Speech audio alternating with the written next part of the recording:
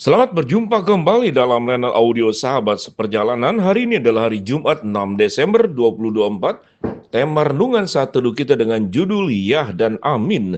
Firman Tuhan terambil dalam 1 Korintus pasal pertama ayat 18 sampai dengan ke-20. Demi Allah yang setia, janji kami kepada kamu bukanlah serentak ya dan tidak, karena Yesus Kristus anak Allah yang telah kami beritakan di tengah-tengah kamu, yaitu olehku dan oleh Silwanus dan Timotius, bukanlah ya dan tidak, tetapi sebaliknya, di dalam dia hanya ada ya, sebab Kristus adalah ya bagi semua janji Allah. Itulah sebabnya oleh dia kita mengatakan amin untuk memuliakan Allah. Mari kita berdoa. Bapa yang di dalam surga, kami ingin belajar di dalam Kristus hanya ada ya dan amin, dan tidak ada kata tidak dan kata sikap ragu-ragu. Dalam nama Tuhan Yesus kami berdoa, amin. Shalom sahabat seperjalanan yang dikasihi Tuhan, ya dan amin. Ternyata amin itu punya pemahaman ya, satu bentuk penegasan tentang segala sesuatu itu tanpa ragu-ragu, lalu kita katakan ya dan amin. Itu termaktub di dalam Alkitab 2 Korintus pasal pertama ayat 18 sampai dengan ke-20. Saya bacakan kembali. Demi Allah yang setia, janji kami kepada kamu bukanlah serentak ya dan tidak, karena Yesus Kristus anak Allah yang telah kami beritakan di tengah-tengah kamu, yaitu olehku dan oleh Silwanus dan Timotius, bukanlah ya dan tidak, tetapi sebaliknya, di dalam dia hanya ada ya, sebab Kristus adalah ya bagi semua janji Allah. Itulah sebabnya oleh dia kita mengatakan amin untuk memuliakan Allah. Apa pemahaman tentang ya dan amin? Yang pertama-tama, Yesus Kristus ya dan amin kepada dirinya sendiri. Tatkala Kristus berjanji di dalam dirinya, di dalam rancangan Allah Tritunggal, mengasihi, menyelamatkan, menebus dosa, membangkitkan, mengangkat pada saat kita meninggal nanti, diangkat ke surga, janji-janji yang sudah Tuhan tetapkan. Bagaimana perlakuan kasih dan cintanya yang tetap ada dan tetap punya kualitas sebagai kualitas kasih Allah yang tidak pernah menurun kadarnya, yang tidak pernah melonggar cinta dan ikatannya, dan yang tidak pernah turun semangat untuk mencintai, semangat untuk mengasihi, yaitu semangat ilahi di dalam Allah Tritunggal untuk mengasihi dan mencintai kita. Sehingga dikatakan di dalam Kristus hanya aja iya dan amin. Di sini disinggung dua pribadi, Silwanus dan Timotius, yang merupakan murid-murid daripada Paulus. Mereka berdua yang kita tahu dengan jelas, mereka ada ayahnya adalah keturunan Yunani. Jadi ini adalah termasuk Silwanus juga adalah orang Yahudi tetapi punya tradisi Yunani. Dan mereka bertiga bersama-sama membantu, mereka berdua Silwanus dan Timotius membantu Paulus, mendampingi Paulus di dalam pelayanannya, khususnya di dalam membantu dalam mengarang, membuat surat-surat yang dikirim ke berbagai jemaat. Artinya mereka juga termasuk salah satunya membuat surat untuk jemaat di Tesalonika.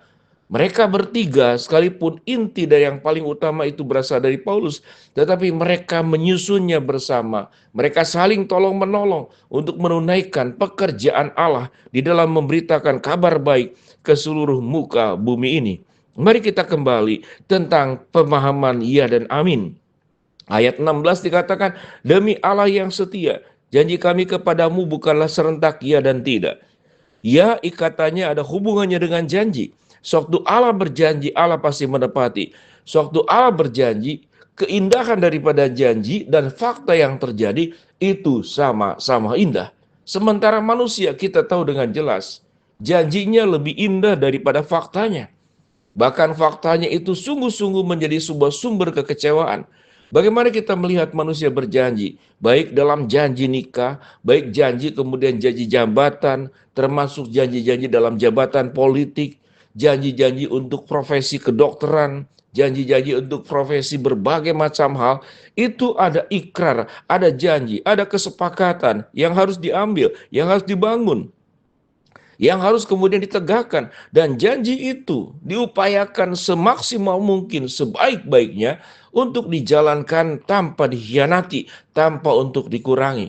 Sehingga menjadi orang percaya, kita tidak hanya menjadi orang percaya kepada Kristus, tapi kita boleh mengatakan, biarlah ya Tuhan, aku menjadi orang percaya yang ya dan amin. Artinya hidup kita setiap masing-masing sebagai orang percaya, Sewaktu kita sudah bersepakat mengikuti Kristus, menerima Kristus sebagai juru selamat, lalu kita berjanji, Tuhan terima kasih untuk kasih setia, keselamatan, penebusan, pengampunan dosa yang sudah Tuhan berikan. Aku berjanji di hadapan Engkau, khususnya dalam ibadah-ibadah, janji pengampunan dosa, janji sebuah perubahan hidup. Aku akan meninggalkan manusia lamaku. Aku tidak akan menjadi serupa dengan dunia ini, tetapi aku ingin menjadi serupa dengan Kristus. Berubah oleh pembaharuan budiku, sehingga aku dapat membedakan manakah kehendak Allah yang baik dan yang sempurna. Maka tekad dan komitmen itu harus dijaga dengan baik dan sesungguh-sungguhnya. Sewaktu kita berkomitmen dengan baik, karena firman Tuhan berkata, di dalam Kristus hanya ada ya dan tidak ada kata tidak.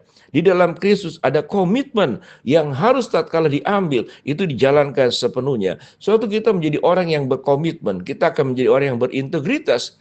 Sewaktu kita menjadi orang yang berintegritas, kita akan menjadi orang yang dipercaya. Sewaktu kita menjadi orang yang dipercaya, maka kita akan menjadi orang yang dipakai oleh Allah. Bisa memberkati banyak orang, bisa memberkati dunia ini dengan bidang kita masing-masing. Tidak selalu harus jadi hamba Tuhan, tidak selalu harus menjadi seperti Paulus, Timotius, dan Silwanus. Tetapi kita bisa memberkati.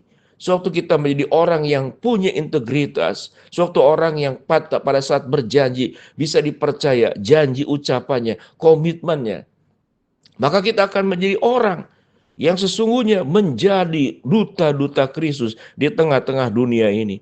Menjadi duta-duta Kristus untuk memberitakan kabar baik. Apa itu kabar baik? Yaitu lewat kehidupan kita. Kita menjadi orang yang bukan sebentar ya, sebentar tidak, menjadi orang yang peragu, atau orang menjadi bermuka dua, ke sini ya, ke sana ya, menyenangkan semua orang, padahal jelas itu adalah tindakan-tindakan yang sesuai dengan tidak dengan firman Allah. Kalau ke gereja kita menjadi orang yang kudus, kalau kita ke dunia, iya juga diajak berbuat dosa, digoda, dirayu, kita jatuh ke dalam pencobaan. Ianya hanya di gereja, tapi setelah dalam dunia, ianya kepada dunia. Ini berarti kita tidak menjadi orang yang tidak bisa memegang janji sepenuhnya. Kalau Allah yang kita percaya adalah Allah yang setia, yang firman Tuhan katakan, demi Allah yang setia, janji kami kepada kamu bukanlah serentak ya dan tidak. Ya katakan ya, tidak katakan tidak.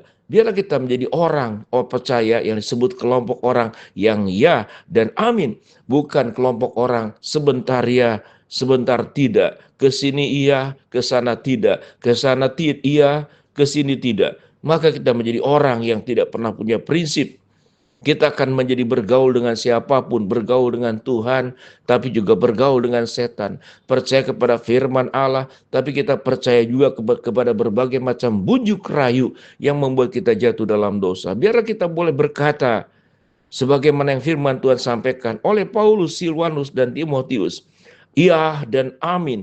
Di dalam Kristus hanya ada ya dan amin, dan tidak ada kata tidak. Di dalam Kristus ada kesetiaan, ada integritas, ada kesungguhan. Ada sebuah kesetiaan yang kita tempuh dengan sesungguh-sungguhnya di hadapan Allah, sehingga Tuhan dimuliakan lewat hidup kita. Mari kita berdoa.